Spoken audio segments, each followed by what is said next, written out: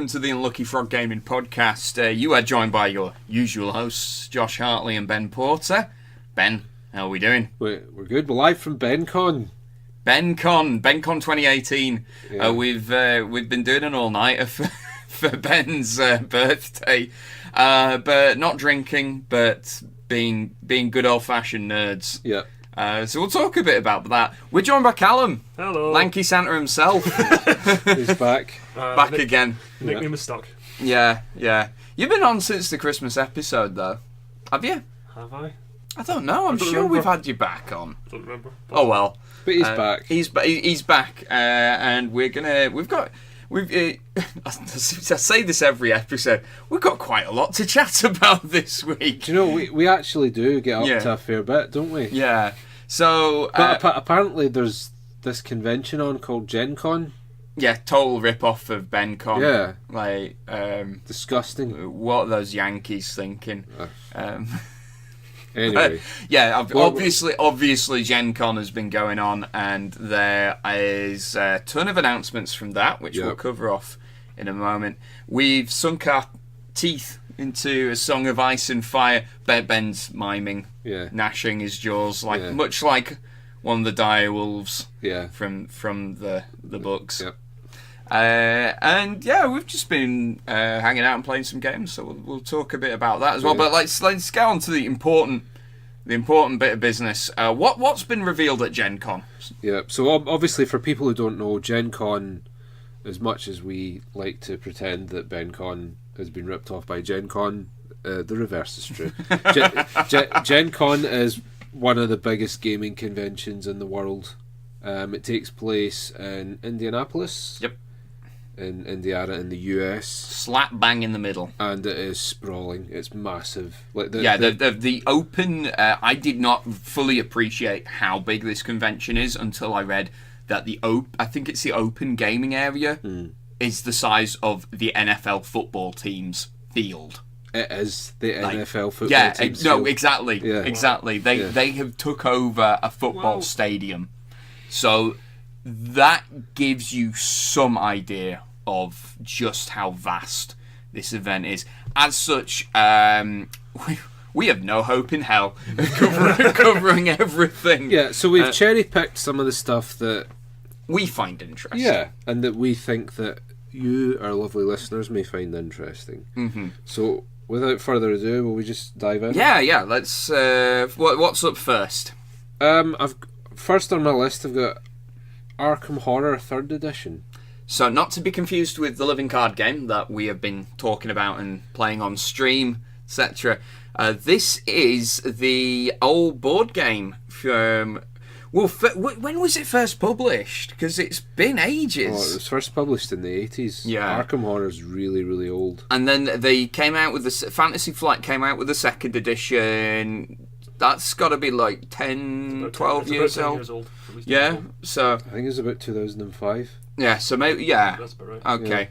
Yeah. And this is the 3rd edition, and it looks very different. Here you go. The original was developed in 1987. There we go. And it was republished in 2005. So, oh, yeah. Hey, you're spot on. Yeah. So, what have they changed about this? So, we've not seen too much. They've not gone into a whole lot of depth yet. We've just had the initial announcement, but we've got modular boards.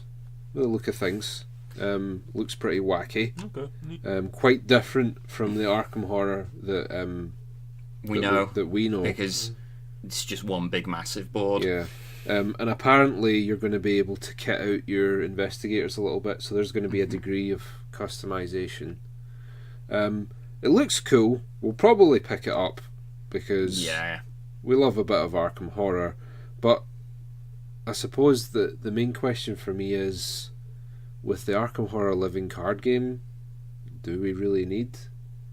Well, funnily enough, this is the question I was going to pose. It's like, why are they doing it now? I mean, I guess people still love the Cthulhu mythos and all of that. Certainly, as much as I enjoy the old Arkham Horror board game, it does feel dated now. It does. It's a very complicated long game. There's a lot of plates to spin. Takes a long time to play. I mean, we've all played it here, all three of us, several times. So we're pretty well acquainted with the 2005 edition. But for me, like when the Arkham Horror Living card game came out, it was like, this is great. It's the Arkham Horror experience streamlined. It's like they've taken all the stuff that was great about that game and removed all the weight and the bloat. So when I saw this, I thought, oh, that's cool. And then my second thought was, do we need it?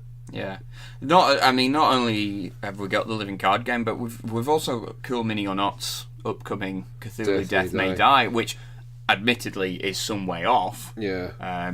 In fact, is the Kickstarter still going? I mean, it's going to fund. No, it's just finished. It's smashed all its funding goals, but and I dare say, I think we'd said in a previous episode, I think the reason that release is so far away is because I think that the game is still in progress. Yeah. And obviously all these Kickstarters are to an extent still in progress, but I think they've not even finished nailing down the mechanics, and that's why it's so far away. Yeah. But but I'll probably pick it up. It looks great. I've said my piece on Cthulhu and Lovecraft branded games. I think it's been done to death now. Don't get me wrong, I love the living card game, but I think for me that's like the last, I need to try this now. I think everything else is kind of like, it will be nice to see what they do with it. Yeah. See how they can make it different. I liked the Arkham Horror game the first time I played it. I played it with a bunch of friends and we had all the expansions at the same time.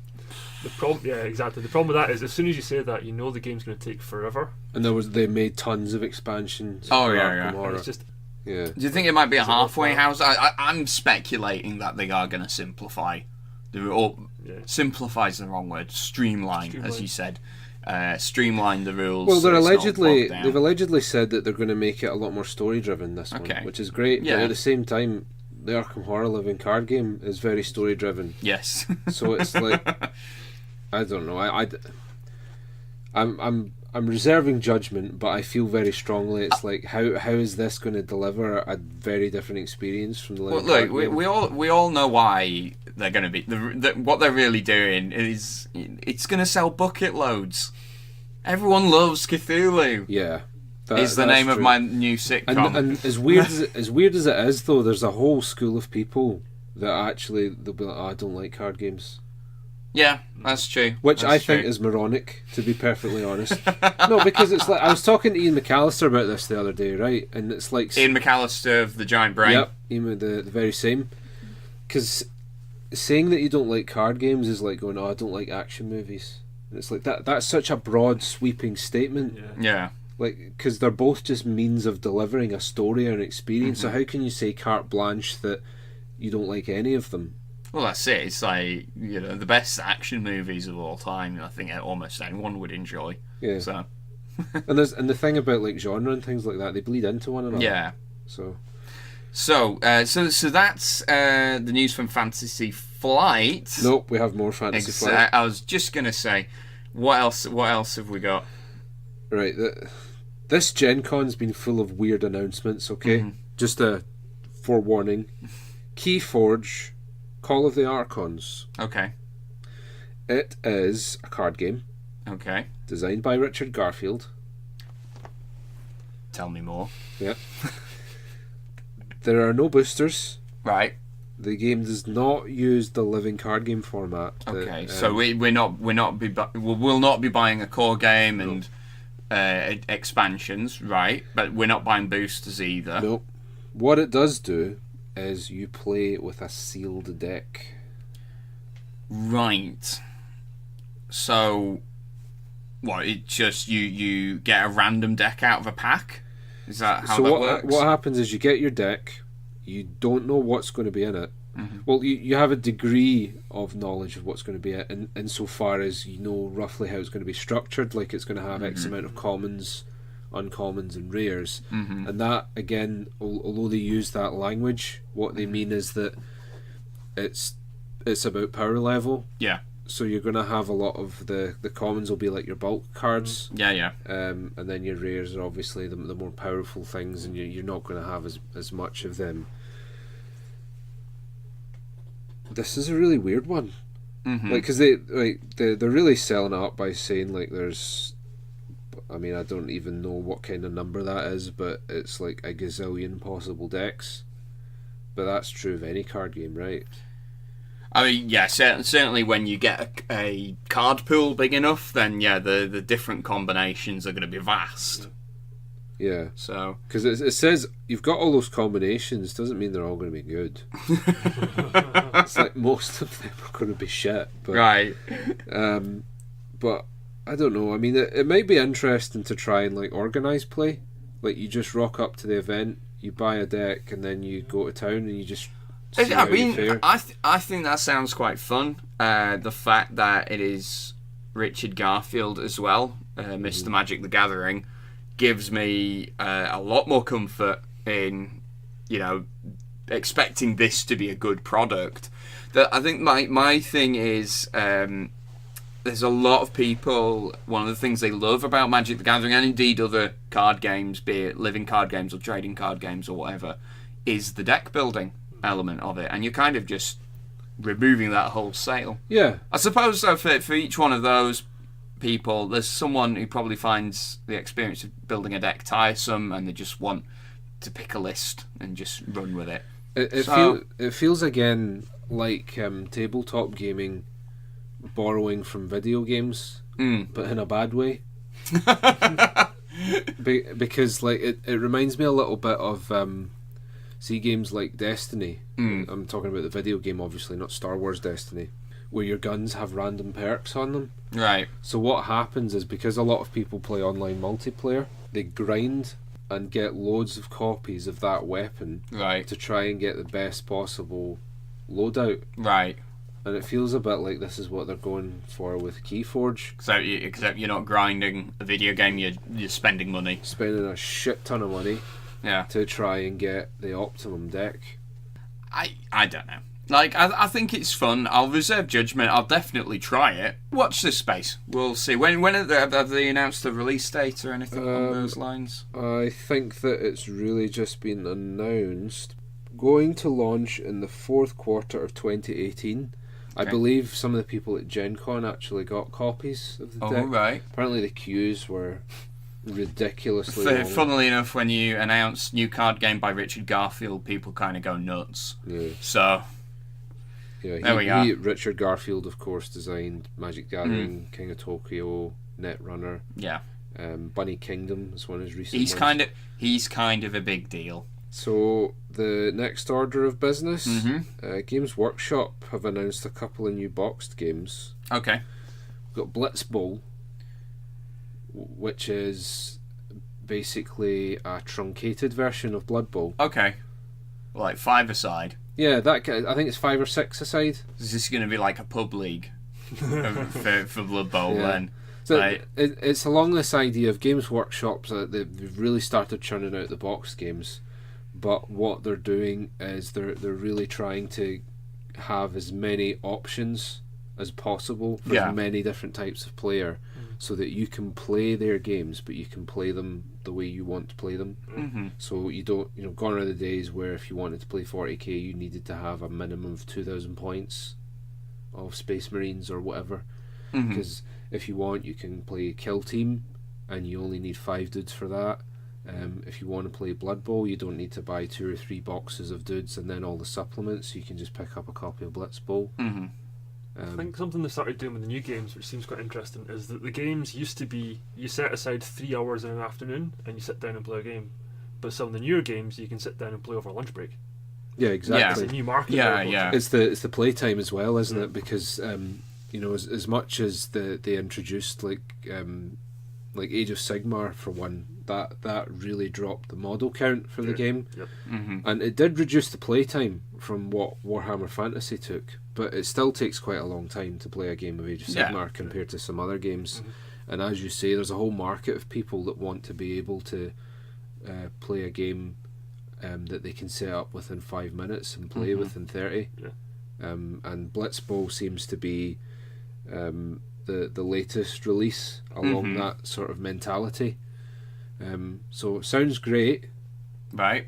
It's only available in North America and Germany at the moment, or will only be available. Why? I've racked my brain about this. I can't think of any reason why they would do that, other than maybe they're just going to release it at conventions, but they specifically said North America, so it's going to be available in Canada as well. Right, okay. Interesting. Strange, yeah. So we're probably not going to get a chance to play that unless you're going to be willing to import it from old Deutschland. We have our ways. We have our ways. We have our ways at Unlucky Frog. So the other one they've announced is Space Marine Adventures. Okay. Which what's this then? It's according to the Warhammer community website, a fast-paced board game for 1 to 4 players. You control a Space Marine working your way through a Necron tomb complex.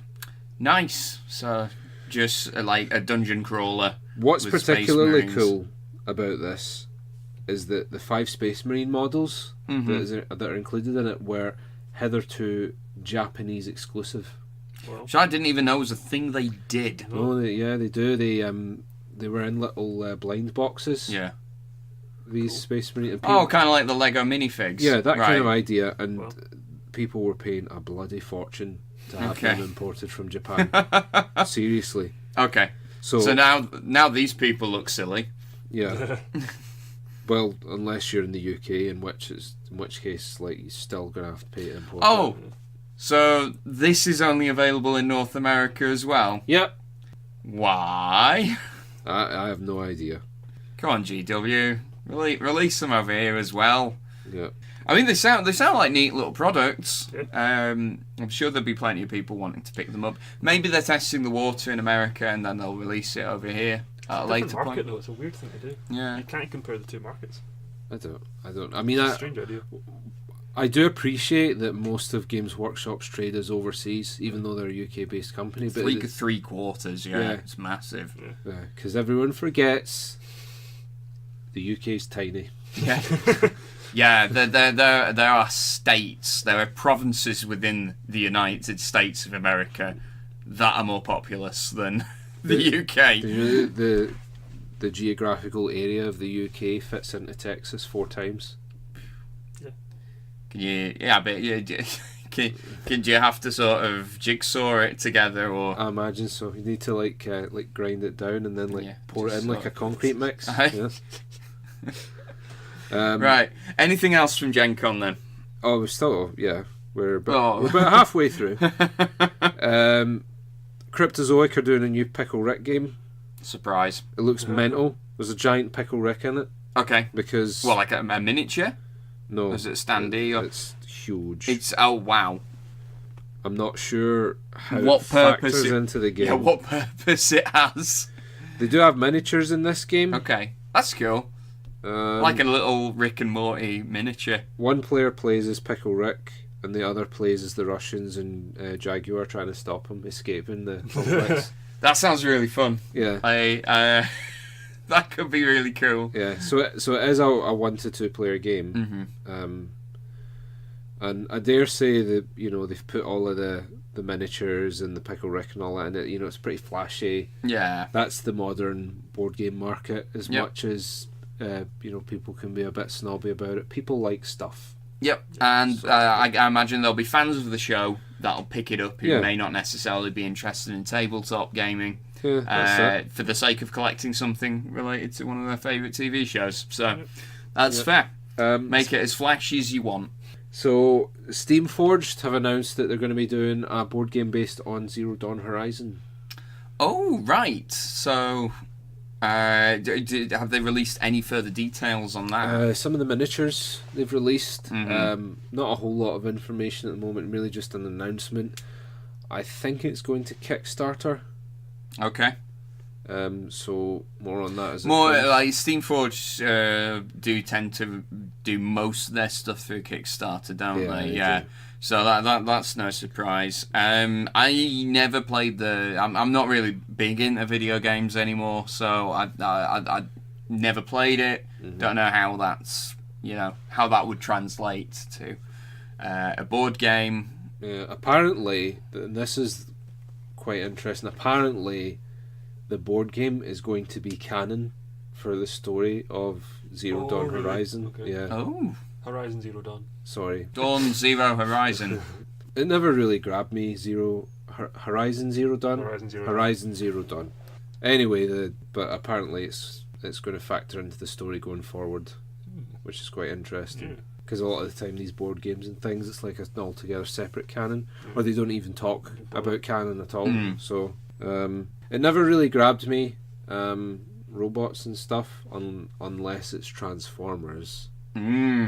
Which we're that's a good segue right there. yeah. Which we're hoping that we'll get a chance to try that out soon. I believe we've already reported on the because Wizards of the Coast announced it ahead of GenCon, but I understand that people who are lucky enough to be attending GenCon will get a chance to get their hands on it. Yeah.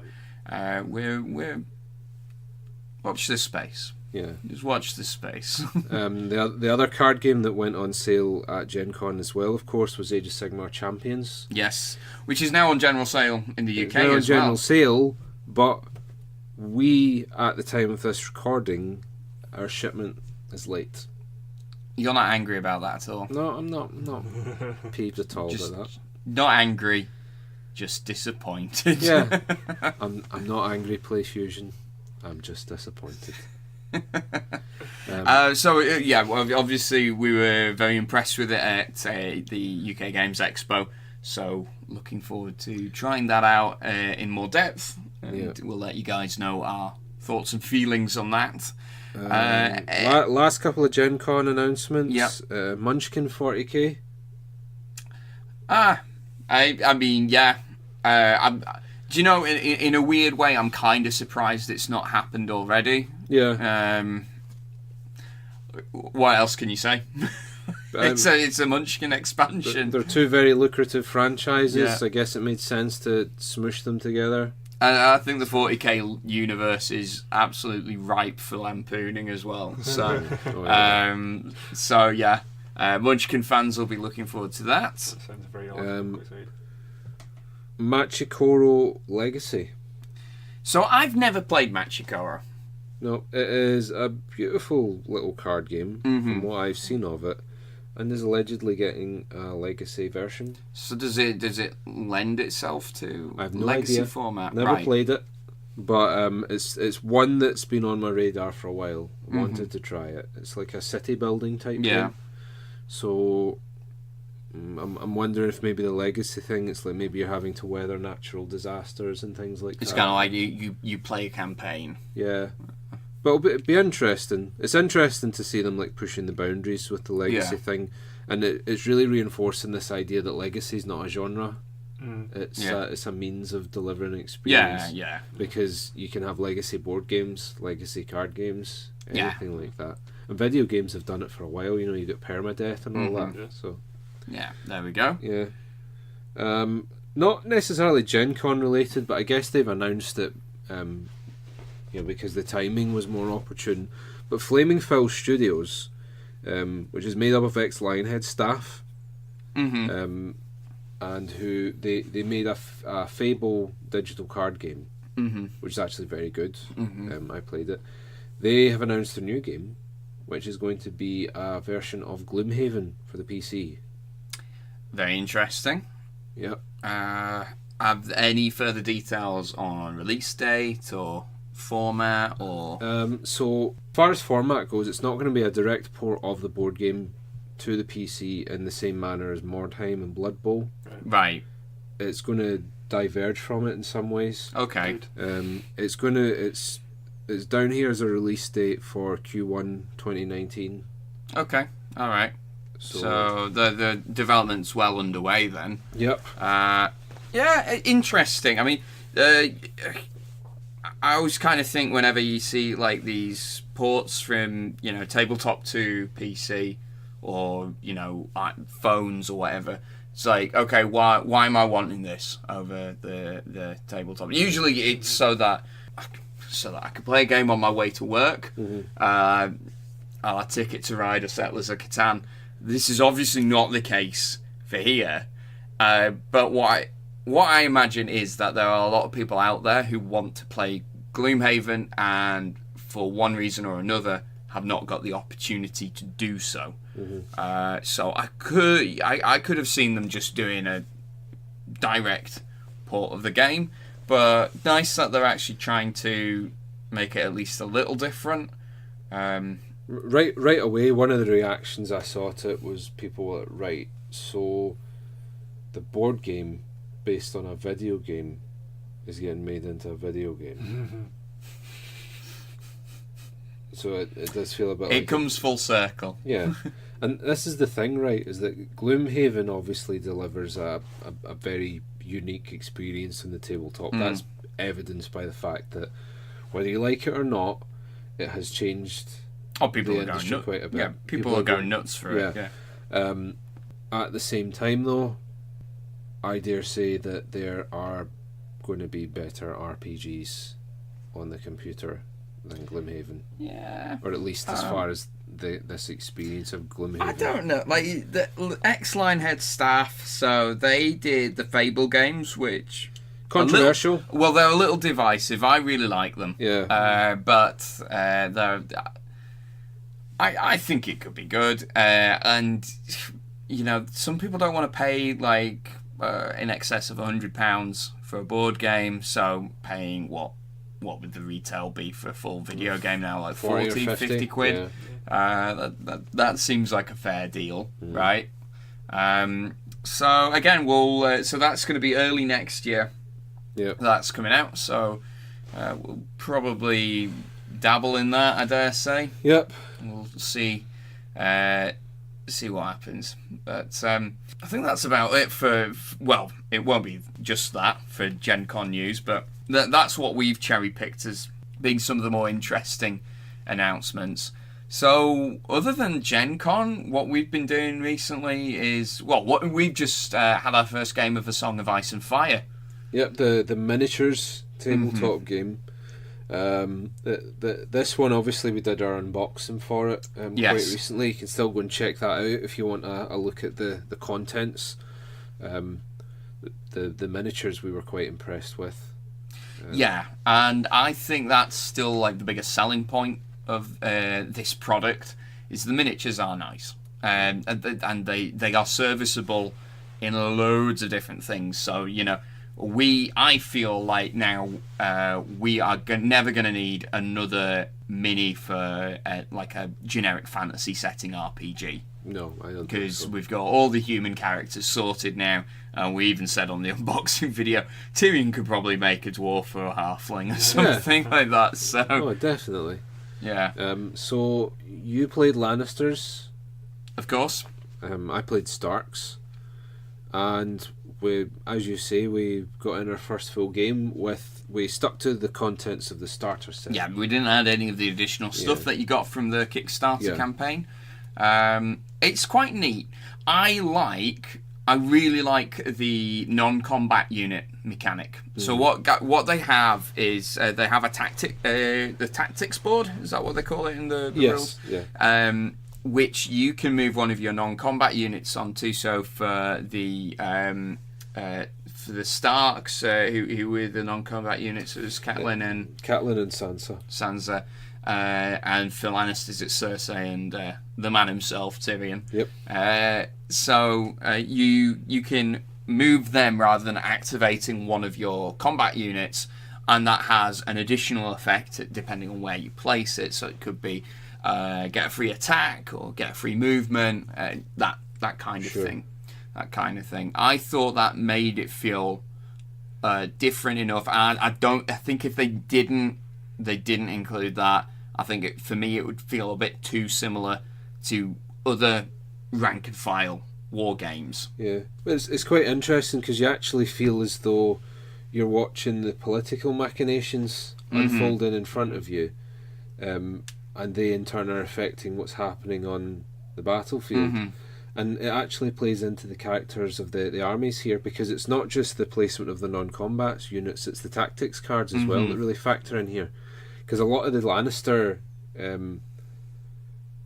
tactics cards are really dirty. It's like cancelling out tactics, which makes it feel as though, like, you know, the Lannisters in the book and the show, you see them intercepting intelligence a lot and like spreading false information. Whereas on the other side, a lot of the Stark's tactics are about bolstering their units. Like, they keep fighting on in the face of these impossible odds, and they use some sneaky manoeuvring, because by virtue of them being like the lightly armoured Northmen, they're just a bit better at guerrilla warfare, guerrilla fighting. But no, I enjoyed it. We don't need to discuss who won. We don't need to cover that. I won.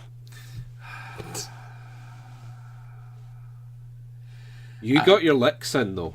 Yeah. Oh, the I tell you what, right? The Lannisters have Gregor Clegane, the Mountain, and his Mountain Men, and brutal. My God, they just cut through. They were your like favourite unit, else. I think, weren't they? Oh yeah. I think my favourite unit. Well, I had two favourite units. I love the Great John. Great John Umber. He was amazing. And he makes any unit that he's in better. And then the other unit that I loved, because in hindsight I would maybe have put Great John Umber with the Berserkers just to make them horrendous. I had him with the Stark's Sworn Swords. He still made them really good. They did a lot of damage. But the Berserkers, like, even without a character, they do a horrible amount of damage. And it's the more you hurt them, the more brutal they get. Which is nasty. Yeah. But I mean, I would definitely recommend people trying it. It might not be for everyone, but I'm certainly... Well, it's your money, man. You bought it. Are you happy with it so far? So, first of all, let's straight for the jugular here. Cool Mini or not are criticised for style over substance in all their games. I don't feel like that criticism stands with A Song of Ice and Fire. You've got style and substance here. It's it feels thematic. It feels thematic, and as you're saying, if you didn't have the tactics and the intrigue, it would feel like any other war game. But tactics and intrigue is A Song of Ice and Fire over the back, so of course you're going to include that in some way. I'm really pleased with what I've got, and I think, to be honest, depending on how much interest there is for it in the Glasgow circuit, it's something I could see myself playing a bit more. We certainly know a couple of people who have been very excited for this, so I'm sure you'll have no problem in finding people to I hope so. To play against. What did you think? You used to, obviously, Callum, you played Warhammer 8th edition back in the day, so you lot. Yeah. So I mean, because you were hanging out this afternoon watching us play the game. What were your impressions of it as an observer? I think, like you're saying, if you try and make a rank and file game and you don't put something different into it, heavy air quotes, then it feels a lot like fantasy or maybe even Lord of the Rings or like any historical game. Exactly. It's nice to have the tactics part because you get a feel for the characters, you get personality for different families. Like every army can use the same strategy, but with different ways of operating behind the scenes, you get a feel for how that family works. It's a nice tweak. And it's like not only do you have the different personalities of the armies, where the Lannisters have got the best equipment, but their morale's terrible because they're just swords for hire. Yeah, I felt that. They were running away left, right and centre. At the same time, who your commander is changes how they all behave. Yeah, matters. So because I had Robb Stark, that you're really maximising the potential of the Stark guerrilla warfare there. It's all about, withdrawing and getting extra moves out of sequence and things like that. Whereas if I'd had Great John as my commander, he uses very direct assault tactics. So so many layers of customization that we've not even got into yet. Yeah. Do you know what my favourite ability was on lead? And it wasn't on any of the named characters. It's the guard captain for the Lannisters, right? There's a mechanic. You like that as well. There's a mechanic where basically, so normally what would happen is if a unit at the end of combat, if it takes casualties, it has to take a panic check to make sure that guys aren't going to run away, right? So you roll dice. And if you fail it by a certain number, that certain number of models runs away. But what the guard captain does is you can kill one of your guys and the rest of them stay. Yeah. So it's very like dark. It's like very dark. Grabs one of the guys and is like, "Oh, you want to run away, do you? Well, just remember, I'm a maniac." Okay? Yeah. So a huge flavour win there as well, though. Oh yeah, it felt like I was in charge of a Lannister army. So bit of decimation, keep them in line. I don't know if you mentioned it, but one of the neat things that it does, you take it in turns. Yes, with every unit, that's right. A unit, turn, like 1 unit at a time each. Yeah, it means you. And I think a lot of that's going to be the way a lot of tabletop games, miniatures games, will be going, doing it now, because it means you're not stood there waiting for 10 minutes, 15 minutes for you to. It means you're not just feeling like a spectator in your own game. Right, it's very snappy. It feels very quick. Right, I think it was quite quick to actually play through the game as well. I mean, I effectively conceded because I was at a point where I wasn't gonna get back in the game. But I don't know. I think it only took us like an hour and a bit. Yeah, it was pretty streamlined, wasn't it? I imagine once you're more acquainted with the rules, it'll be even quicker. Yeah, exactly. So we'll be playing more of that, and we'll let you folks at home know how we are getting on with A Song of Ice and Fire, and if we've got any further thoughts on that. I'm looking forward to trying out Bolton's Bastard Girls. Yeah, personally. So I think release the hounds. Yeah. We'll maybe throw some of the mercenary units in, some of the other. Like I think we've got the Bowmen and the Knights of Casterly Rock and things like that. So we'll throw some others into the mix. Maybe try some of the other commanders as well. Yeah, exactly. But guys, I think that's everything. That's all we've got time for. So BenCon 2018 continues this evening. We're going to be by the time you hear this episode, it'll have already happened. So hopefully we managed to stream the next part of our Arkham Horror campaign without hassle. But guys, until next time, you take care, and thanks very much for listening. Bye. Bye. Hi there guys, I hope you enjoyed the episode. This is Ewan Bowers for the Unlucky Frog Gaming Podcast, executive producer. I believe that's my title. I believe I put enough into the Patreon. You too can put money into the Patreon. It's highly recommended. It helps these guys out. But if you're too cheap, there's always the Twitter and the Facebook page. You can get those on just searching Unlucky Frog Gaming. And there's also a website, www.unluckyfrog.com. I want to be a producer. You can't. There can only be one producer, Tom.